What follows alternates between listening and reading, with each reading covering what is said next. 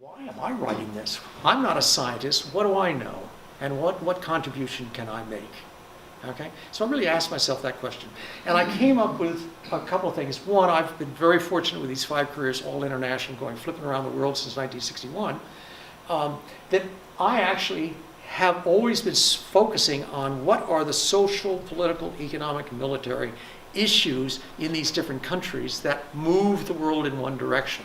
And have put that in working with a number of corporations and governments into, I call, driving forces analysis and alternative futures and scenario planning.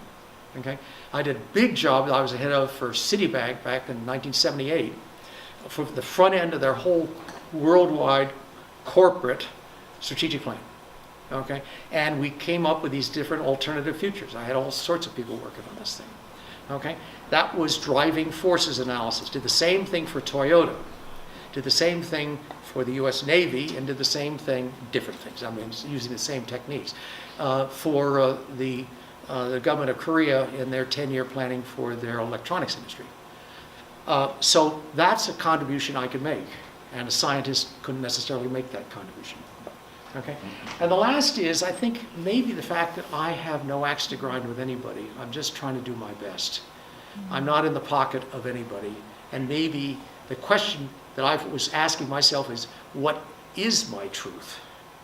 Not who wants to tell me what truth to suggest. Okay, and that was the challenge. How do I really feel about our economic system and where it is, what needs to change if we're going to solve this problem? Third one is economic growth at all costs, and I explained that early on when I was talking about Ethiopia. Okay, in which we constantly don't distinguish between good growth and bad growth. Right now in GNP, when you have a big oil spill off of New Orleans, and you spend billions of dollars to clean it up, that adds to your GNP. We're stronger for it. Well, you're not stronger for it. You just wreck the planet. Okay? And the other one, which is really tricky, and it's the one that's the toughest for me to figure out how to really solve, and no one has really solved it, we have to redefine prosperity. What do we think of?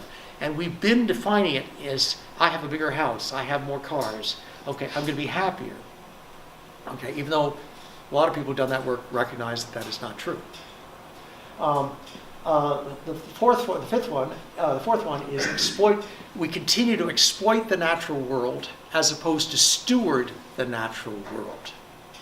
If we do not change some of the values we hold that are driving us into the ground, like more is better, economic growth at all costs, that we will fail.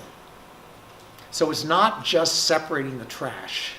It's actually becoming much more conscious and a new way of holding our place on this earth. So I really feel deeply that maybe this was just a hell of a good opportunity. This may just scare us into a higher level of evolution. Maybe this is just what we need. Okay? And I want to believe that. I do believe that. I believe that's possible. And I'm sure that if we came out of this recognizing we're actually all one, everything is connected, okay, we have to work together, okay, we get satisfaction in ways not just by getting more things and thinking we're happier and telling our neighbors that we now have 4 cars as opposed to just 2, that we may find there are a lot of studies that show that the correlation between the amount of money you have and happiness, I'm not talking about having no money and being like one of those climate refugees. I'm talking about everybody who has sufficient to be comfortable, okay? And then over that, there's an inverse relationship in many cases between happiness and the amount of possessions people have. And therefore, there's a lot of work we can do to really change. And if I'm here talking about this issue, I'll talk about consciousness. If I'm in New York, I'll probably talk about values. Okay?